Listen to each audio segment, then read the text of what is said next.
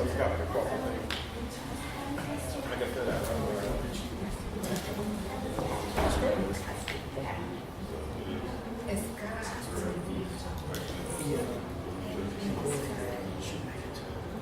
Everything is awesome. What is this thing? Are you making this?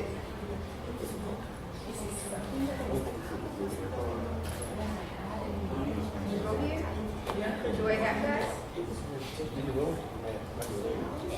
Yeah, it's nice.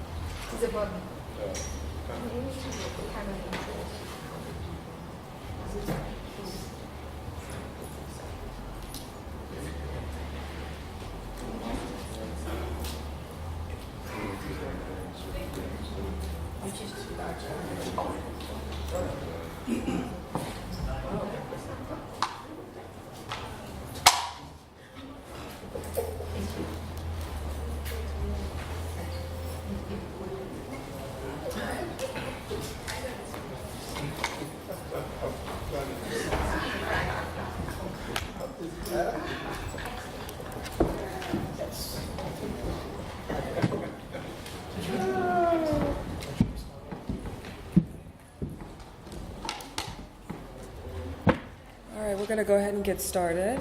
Good morning to everyone. Thank you for joining us this early in the morning. I am not a morning person myself, and I'm dyslexic, so this is going to be fun for all of us. We are the ATF team. We are talking about our experience with coming to a Drupal environment that we have now, a stable one. And I want to introduce members of my team, if you can stand up. I'm just doing this to torture them. Brian Wormley is our business analyst project manager. He's our Alfred. Magella Jackson is one of our senior developers. Stephen Cross, another one of our senior developers. And then there's Scott, who is our former project lead, who has now abandoned us and gone to the executive office of the U.S. attorneys. And then there's Nikki, our resident Ebola expert. And she's the current project lead. And then one of our partners is going with the DEA. I'm just saying hi. All right, so I'm going to move on real swift here so I can sit down. Maybe. Sorry. What was it? Oh. No, try. Who's there? Pardon us for our ATF technical difficulties. We'll be with you in a moment.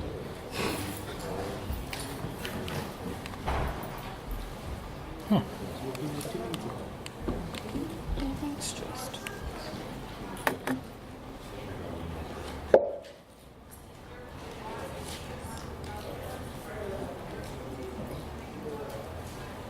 Maybe we're off the internet. Okay, so while they're sorting that out, I'll talk about ATF. ATF is one of 4 law enforcement components with the Department of Justice. We are primarily focused right now on firearms and explosives and arson, but we do some diversion work in alcohol, in alcohol and tobacco.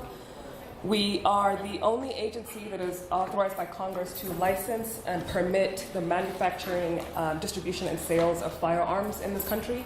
We are also tasked with law enforcement around violent crime. So we go after the worst of the worst. We go after crimes that involve firearms mainly, and we do assist in mass incidents like school shootings and some terrorist activities, and all domestic explosions fall under our agency as well. That said, because we are both a law enforcement and regulatory agency, we have 2 distinct groups of audiences that we're targeting: those who are on the legal side of the firearms and explosive industries, and those who are using those particular those weapons in various nefarious ways. Almost there. I think we're good now. Yay! There we See, go. thank you, tech support. Yeah, thank you. Always fixing.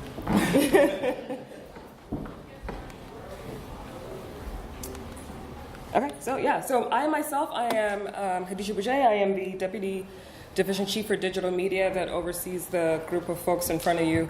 And since I came on board a little late, Scott's going to be presenting for us, talking about how we got to where we are now. Thanks. Hi, good morning, everybody. So this is going to be kind of more or less, I want to say a conversation, even though it's one-sided conversation. But one of the things, in order to get to know, I want us to almost be like friends. So in order to do that, when you have friends, you ask questions. So in order for me to kind of get started and to get a little bit more comfortable, because I don't think you understand how nervous I am of being up here, I would like you guys to ask me specifically, and you don't have to remember my name. You can just say, hey, ATF guy, what was your journey? So on the count of 3, ask me that question. 1, 2, 3. Hey. Okay, that was good enough. We'll get a little bit more practice. ATF's journey began in, there we go. ATF's journey began in 2012. We had an HTML site. We wanted to switch over to something that was a little bit more robust and something that was better than what we already had. I mean, as you guys know, trying to work an HTML site, there was a bunch of stuff going on that would either break, that didn't work. We just couldn't keep it going. So our first Drupal instance, and it was run by our IT office, and the content was being brought over by our public affairs office. Our first Drupal instance launched in 2014. When we did that, it was a colossal failure. I'm going to tell you right now, we blew it up, and it was the worst thing we could ever do.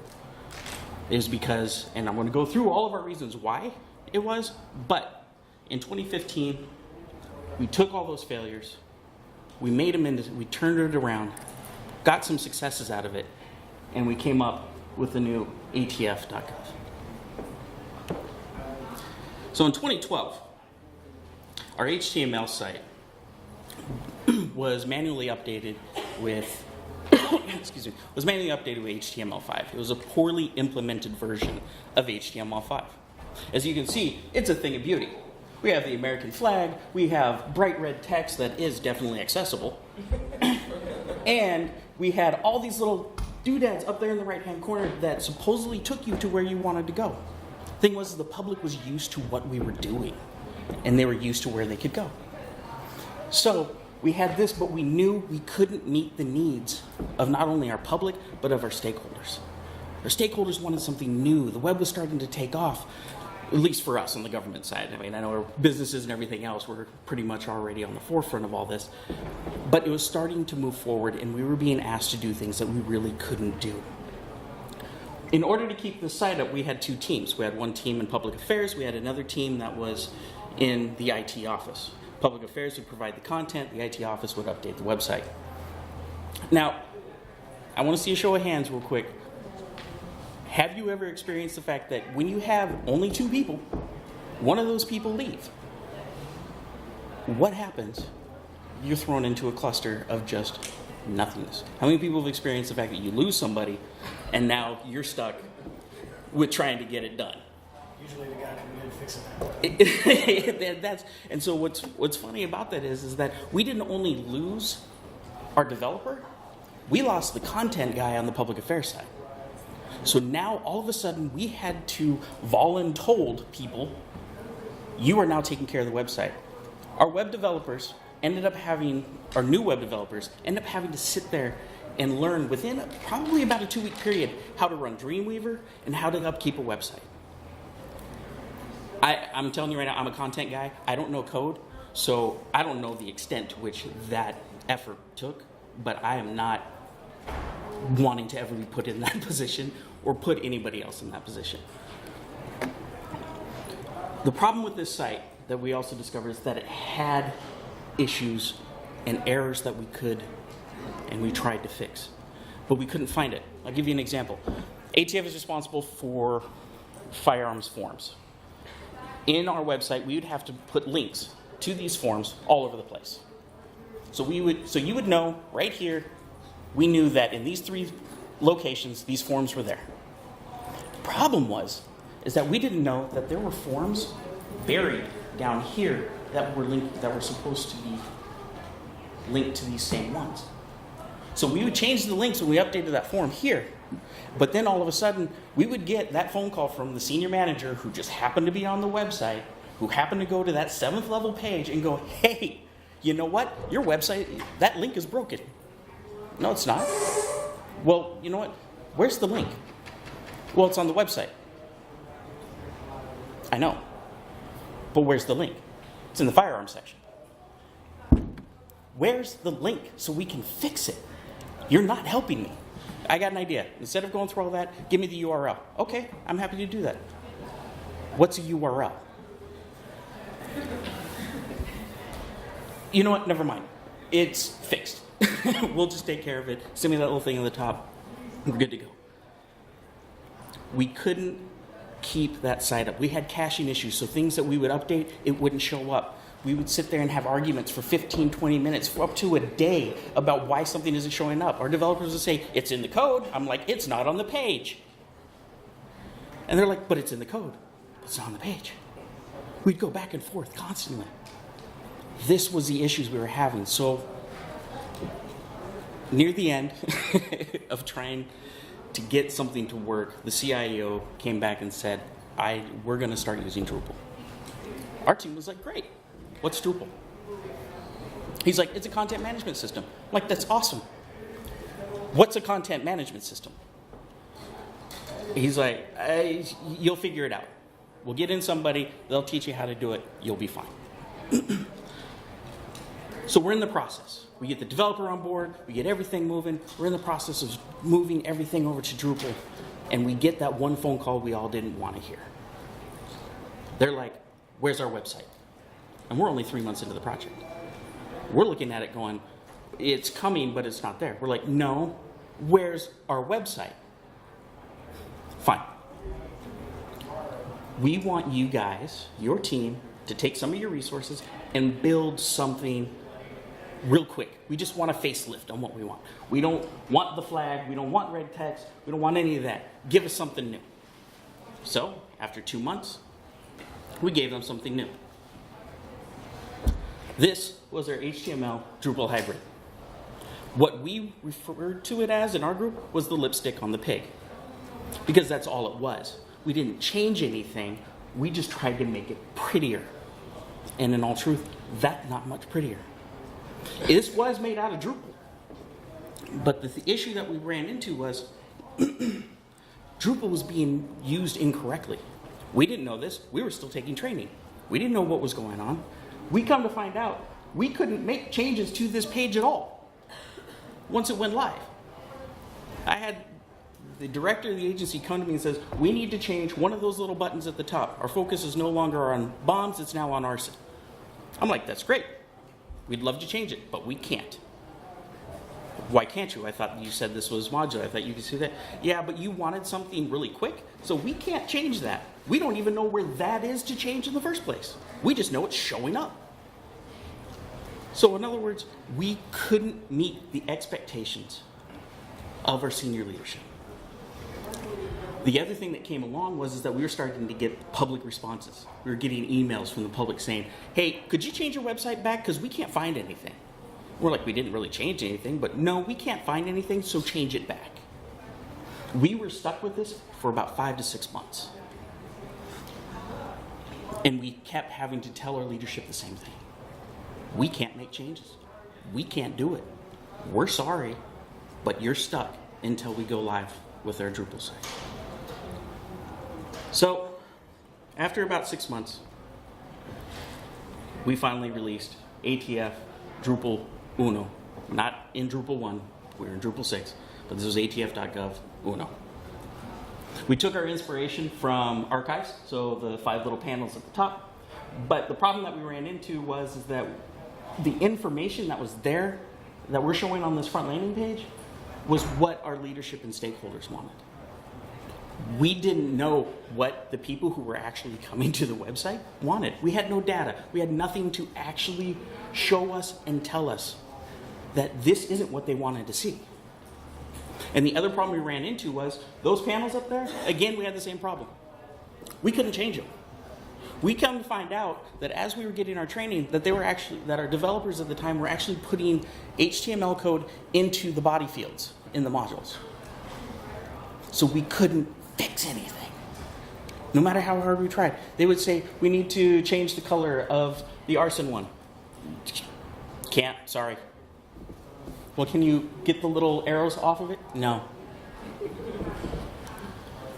These were the struggles we were constantly having because this wasn't developed in the way that it needed to be developed. The site was not compliant.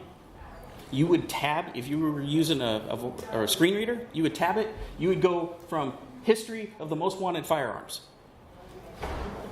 That does nothing for the people who are actually trying to find information, unless you're interested in wanted firearms, but we don't hunt firearms, we hunt bad guys. So we had to launch this anyway. Upon the release, it was determined that we needed to fix what we already created. And so we had to go to management, hat in hand, and say, this is completely broken, it's not salvageable, we have to start over. How many think that your management wants to hear that shortly after you launch your brand new site that you just spent a year putting together? But we were able to convince them. So in 2015, we launched the brand new, fully Drupalized, correctly done ATF.gov. Who was right? The reason why we were able to launch this is because we wound up with new management who actually understood technology, they understood CMSs, they understood things that our previous management didn't. So we had to have their backup. And they fought for us, even though they looked at us and were kind of like, what did you guys do? We're like, we don't know. Just fix it. But they came in and did that. But what did we change? We also changed our approach. We changed our strategy. We went to more customer related. We started putting in tiles and things that mattered to our customers because we had the data to back it up. Did you guys do user research? Yes. Yeah, we eventually did user research just to find out, we didn't even have personas. We didn't even know who was coming to our site. We had an idea and a lot of assumptions. I mean, when Hadiza finally came on board, she's like, so who comes to your site? We're like, the firearms industry and explosives people. She's like, yeah, no. Who comes to your site? Firearms industry, explosives people, maybe law enforcement. So she put us through that whole rigmarole. So currently, we now have a stable platform. We have a site that we can trust. We were at a point with the previous site that nobody wanted to publish anything because we were afraid it was going to break the site. We would have arguments who would actually push the button because we didn't want to be responsible for actually breaking the site. We want to be able to say, she did it. He did it. Once we got the stable site, pushing the button, no one cared. We were out, you know, enjoying each other's company, doing something. Someone said, "Did you push the button?" We did. We were like, "Yep, all right."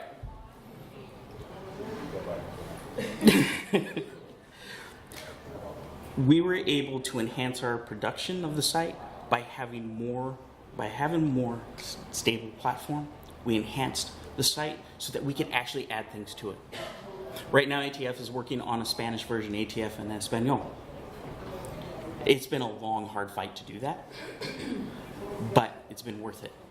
And hopefully soon it'll be out, but that's because we finally have this stable platform.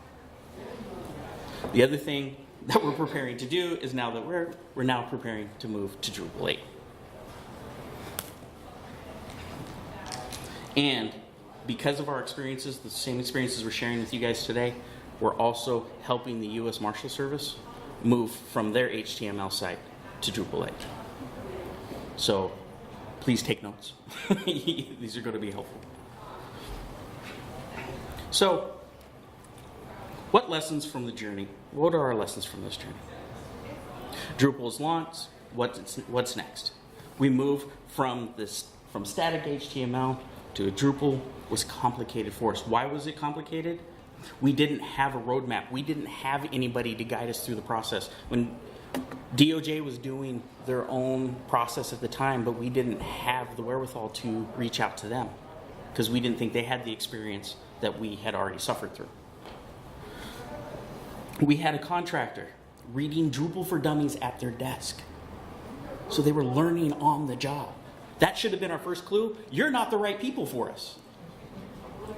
But we kept them anyway because we were already contracted with them. We didn't know why and for who we were building our site. We didn't know that, not only people who wanted firearms wanted to come to the site, but firefighters who were interested in the fact that ATF is responsible for all federal investigations of arson. We didn't know that those type of people were coming to us. So how did we make our site for them? We didn't have the knowledge to explain to our leadership what it would take to actually build and migrate a site. We couldn't manage their expectations. When you can't manage their expectations, they have their own expectations and they want you to meet those instead of us basically helping to lead from below and say, this is what you're going to get and this is when you're going to get it.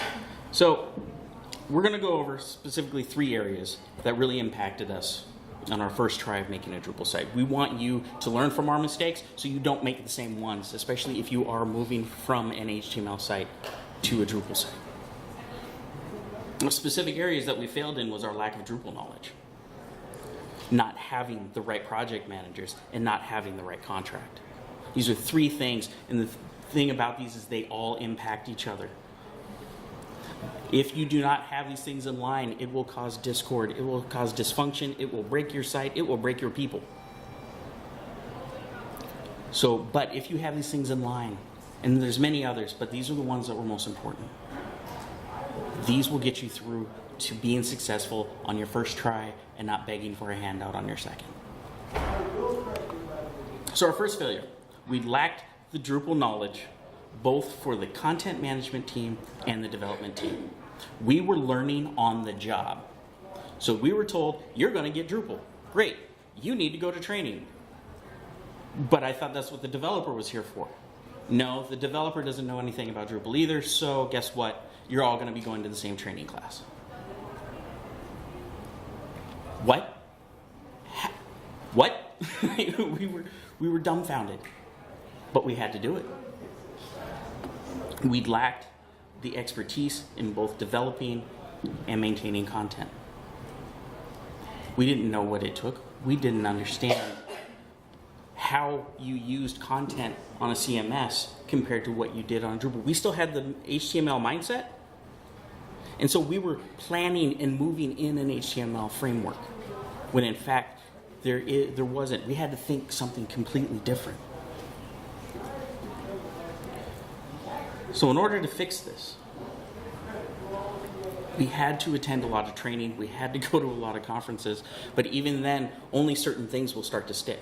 It doesn't fully hit you until you've already dug your hands in, you've made your mistakes, and then you come to these conferences and all of a sudden, these conferences start to make sense. But I think for me at least, I can't speak for the rest of the team, but for me at least, that took nearly 2 years before I finally understood fully what Drupal could do. That's not a good thing when you're trying to migrate a website from one spot to something else. Another failure we had was having project managers who didn't have valid web experience. What we required was Drupal experience, dedicated and capable, and they should have had certificates from Acquia. You know what we got? We got dedicated. We didn't have capable, we didn't have experience, and they definitely weren't certified. What that ended up doing is that hurt us in the long run. We needed a UX expert, but we didn't have that. So we didn't know how to create an engaging site. We were taking everything based off the whims of what our management was telling us and what we thought was right, because that's the way we've always done it. How many of you have all heard that phrase constantly? This is the way we've always done it. Doesn't mean it's the right way. It just means no one wanted to change it. So we didn't have that ability at the time. We didn't have a content strategist, so we didn't know how do we organize our content. One of our biggest failures was not being organized. We would go, and I'm guessing most of you have that same experience. We would go and we'd start working on one site. So let's say we're working on firearms. Firearms is great. This is awesome. This is fantastic. And then someone says, hey, we need to be able to add video to it. Great, so let's build a video library. So we'd start jumping over here, start building the video library, the photograph library, all that other stuff. Then we'd jump back to firearms and realize that everything we just built here impacted everything that we were working on over here. So now we had to change what we did here to make sure it worked with the stuff over here. We didn't know how to organize ourselves well. And that was our fault. We failed because we didn't have anybody with full CMS experience. Didn't even have to have Drupal experience, but had to have an understanding of what a CMS did and how you organized your information and how that information was going to reach out to the rest of the website. So we were still stuck in our HTML mindset. So where did we fail? In our contract. Hey, that's where I'm at? Okay, good. We needed to take ownership of this contract. Looking back, you could say our contract development wasn't part of our team. It was being developed by an entire IT team that still was thinking HTML. They didn't bring us in, they didn't ask us questions, we didn't have the opportunity to ask any questions. We were in the mindset that, you know what, we're going to use this static information in the contract, we're going to throw it up there, and we're going to sort out the details later. If you sort out the details later, you're not going to be able to get the product that you want. You're going to be stuck with what you get. With the bad contract, our statement of works didn't have certain specifics that the developer didn't have to provide. As long as they met the minimum requirements, they were good. Let me give you an example of what I mean by be specific. We asked for training. I said, great, go to training. They went to the training first. Then they came back and said, this is the training you guys need to go to. We're like, great, let's go. This training was on, I'm going to refer to it completely non-Drupal. This training is on widget B. So we go in, we learn about widget B, we're doing our thing, we love it, we come back. Developers been working on their thing, we come back and they're like, here you go, here's the thing. We're like, great. And they're like, it's built on widget A. But we just went to training about widget B. Yeah, widget B doesn't work for what we built for you, so we're giving you widget A. Well, is widget A like widget B? Sort of, but no. But you'll learn. You'll be fine. Don't worry about it. But the problem was that they fulfilled their responsibility. They did what they needed to do. And then we had to sign off on the training. It happened for us for a style guide. We asked, we need a style guide. That's part of the thing. So we need documentation. One of the documentation, we'll sort it out later. Now we need a style guide. Okay, here's your style guide. We get an email. It was basically notes from a meeting that was a discussion about colors and font styles. It provided the styles. It was a style guide. We had to move on. That's why you need to be specific. It doesn't have to be fully specific, but be specific enough that you get what you want. There was a lack of... So how did we get from a bunch of failures to one last try to do it right? With this much negativity, how did we retain our positivity to do this all over again? We had to fight for it. It wasn't just our fight, it was the fight of our management, and we had to prove to them that we, our team, was going to do it right. So what did we do? We took the website from the IT, we brought it to public affairs where our office was, and we said, we will give you a product that works. And let me tell you, we had to go through, and I don't know who can attest to however many meetings, but it was months of meetings for us explaining every single part of the website that didn't work and that we couldn't salvage it. And then they finally came in and were like, all right, I guess we'll give you the money to do it. But the problem with giving us the money to do it was we also had to explain to them, this is going to be twice as much than what we started with. Because you're not going to be happy with it. It's going to suck, but we can do it. And we will do it. So, how did we go from failure to Drupal? How did we go from Frankenstein to Chris Hemsworth? I'm going to give you the lessons on how we succeeded and what did we learn from our failures. Winston Churchill said it best, success is stumbling from failure to failure with no loss of enthusiasm. That was the beauty of our team. We didn't lose our enthusiasm despite our failures. That's why we were able to go into those meetings with management and say, hey, guess what? We're going to do it. We're going to do it better. We're going to do it right. This is going to be the best thing ever. Trust us. And skeptically, they still looked at us and were like, I'm not sure if we want to do that. But because we couldn't fix the things on our current site, they almost had to trust us to get them something that would work and that they could use. So, if anything, retain your enthusiasm when you hit your failures, because it's going to work out as long as you learn from them. So lesson 1, we improved our Drupal expertise. This is required for success. Let's look at here real quick. You need to have a senior Drupal developer. I can't stress that enough. If you try to do this in-house, you will most likely, unless you have a genius that can absorb information and act on it, this is a must. You need someone who has already been in the grips of this system. Fight for it. Make sure you get it. That's why I can't see. I don't have my glasses on. If you have a senior site architect, you're most likely going to hire from outside. I know it's something that a lot of agencies don't want to do. They want to try to keep as much stuff in-house as they possibly can. But the thing is that if you find a Drupal developer that is a government employee, they are a unicorn, and you need to wrangle them and keep them locked up in your basement, because they're virtually impossible to find. But the beauty about hiring from outside is that you get an expertise, you get something that you're not exposed to on the government side. You get someone who's either had their own business and they've been through the struggles of working private and public sectors. They're bringing in things that you would never even think of or would have even dreamed that you could do. So it's okay to go outside. It's okay to fight for the fact that we need an outside resource.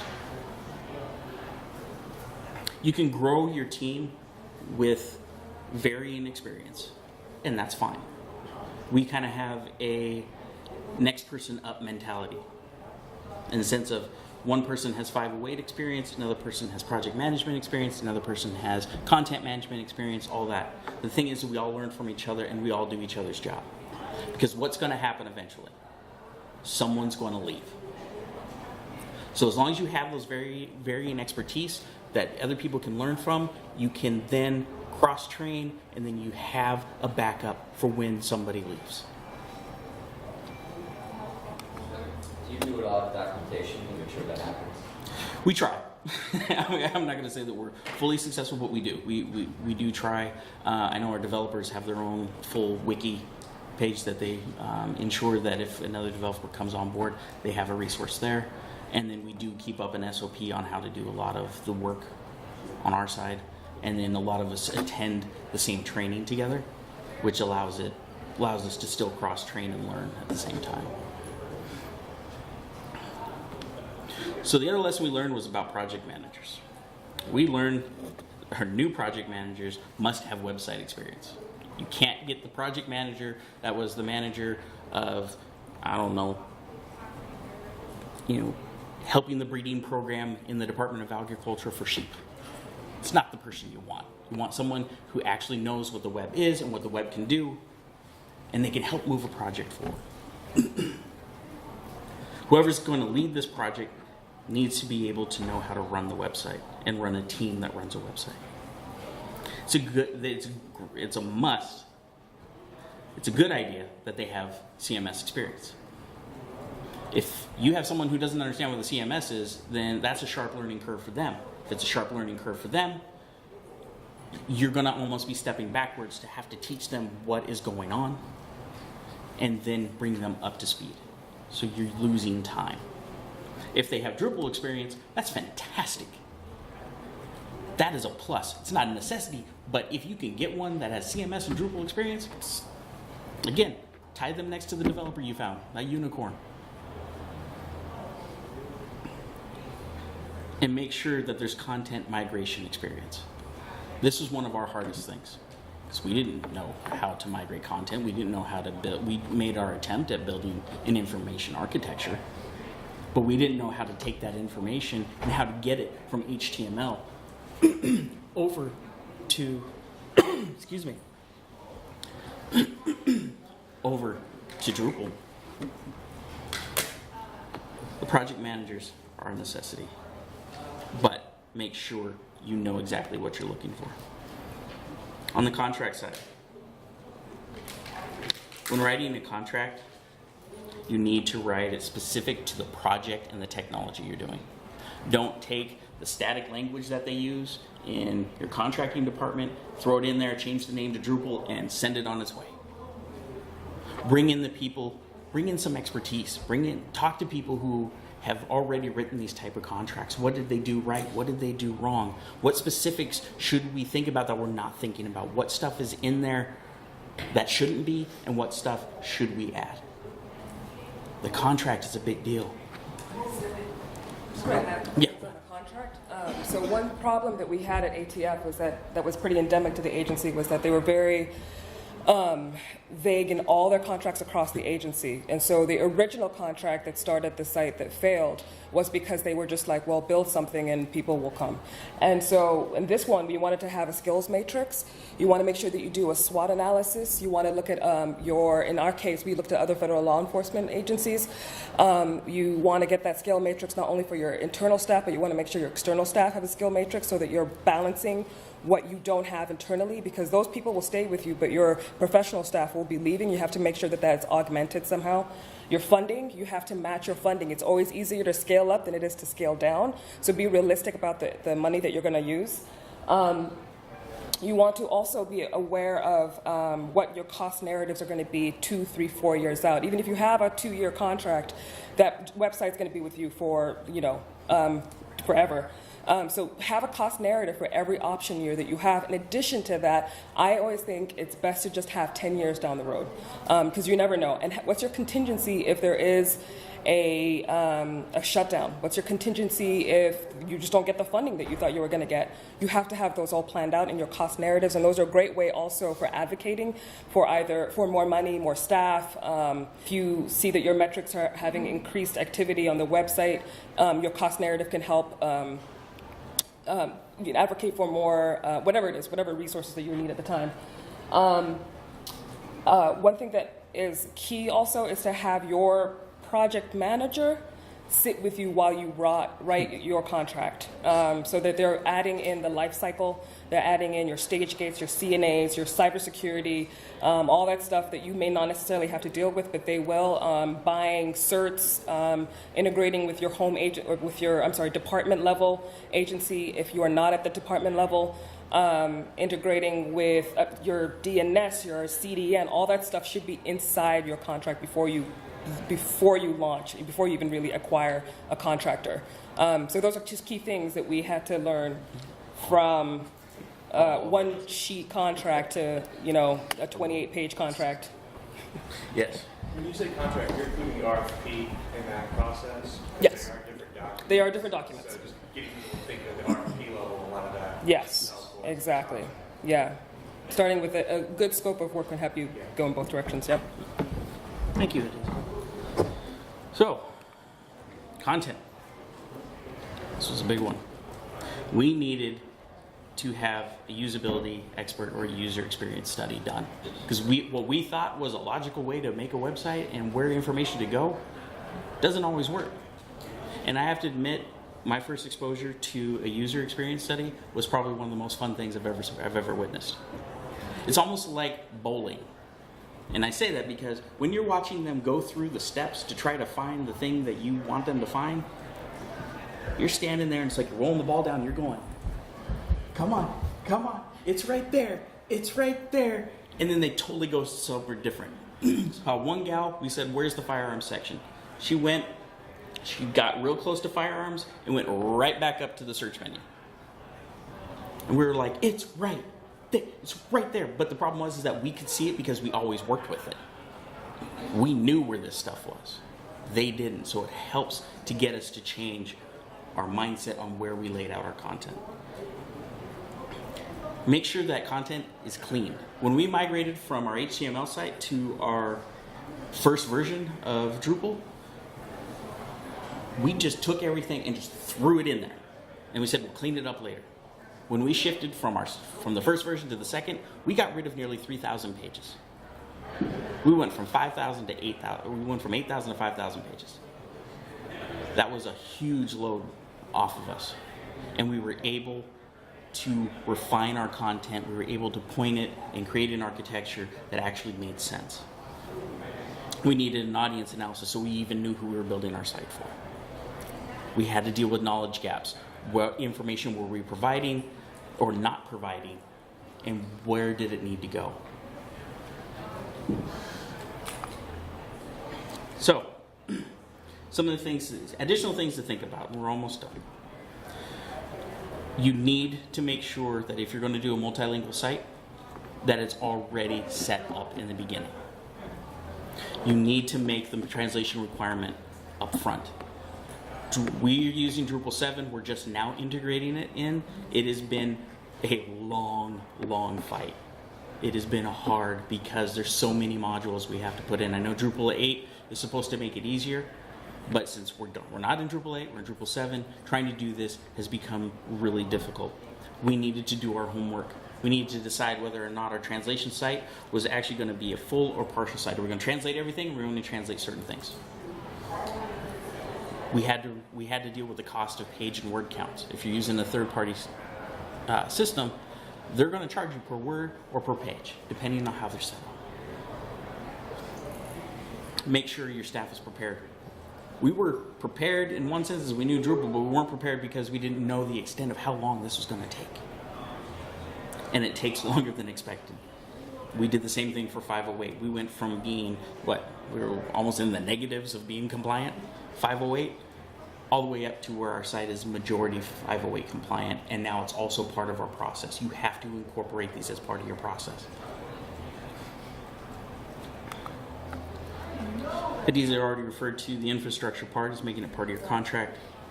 So you need to make a decision. Are you going to be cloud or on-site? Are you going to, if you're selecting a cloud vendor, are they FedRAMPed? What are the agency rules that affect your DNS? You're managing users, their access into the system. What is your software approval process like? Ours takes forever. It has to go from committee to committee to committee before one person goes, yeah, I think it's okay. But one of the keys to success to get through this part is you have to know the players. Build those relationships inside your agency and with outside agencies in order to get things done. Don't just go to the person that they may recommend, because you may know that Sally over there actually it can jump through all those hoops in like 2 weeks. And yet they gave you Fred, who's like, yeah, I'll get to it when I get to it. I have a bunch of stuff on my desk. Know the players, know their managers. It will help you in the long run. And leverage other agencies. That's why we're here. You guys can reach out to us. We're happy to talk about what we learned and where we can help, or what you should think about. We already went through this, so I'll just kind of skip over that. So, in summary, learn from your failures. They're only temporary setbacks, but as long as you maintain your enthusiasm to strive to be better than what you currently have, you're going to be fine. Make sure you have the right resources and experience to make your site successful. Constantly communicate in every single part of the process. And with your success, you'll be willing to share it. We stepped out of our comfort zone and said we're going to share this because we think we can provide information and help. But continue to improve your site, continue to improve your team and your content. Any questions? And I'm not the only person that'll be answering questions, by the way, so you can just throw one out there. The rest of the team will handle it. Sir. Yeah, when you said you're writing a contract, it's important to be specific, but I guess what I'm asking is, do you have any advice on like future-proofing? So there might be projects or tasks out there that I'm not sure exist yet, but we want to build that into the contract so you can have make future enhancements and additions to the website. I can give you an example of what we recently did. So we're up for a renewal of our IDIQ, and we wanted to have the flexibility to pull things off of the GSA schedule without having to modify that contract or modify our task order, which is off the larger IDIQ. So I wrote generic language that just basically said, changing and advancing technologies, we would like, this agency would like to be able to procure items from GSA using blah, blah, blah, these methods, conducting, OMB, blah, blah, blah, types of market research and blah, blah, blah, without having to modify the contract. And then they can put that into an IDIQ, which is a little more broad, so it gives you a little more flexibility. But you can write those things into your contract. Yeah. Anybody else? Yeah. What's your current Drupal status? Is that you're working on it, or are you in it?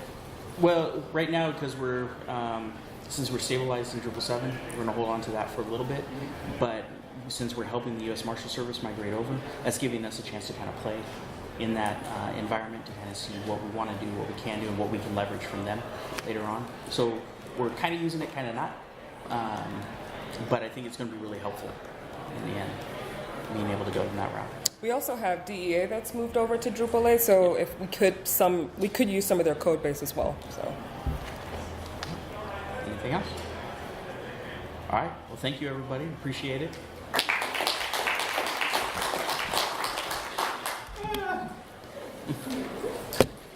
Yes, God. Good job, sir. Oh, want a nap? No. No. Take it out. So you about to drink some water either. He's about to drink some water. Thank you. Hi. Hey, how's it going? Good. How you doing? Hi, Fred. Hi. I'm a unicorn. Scott Armstrong. Oh, you're a unicorn. There you go. All I'm over right. at the Department of Ed. Oh, okay. Working on multiple Drupal 8 projects. Data collection. So did they bring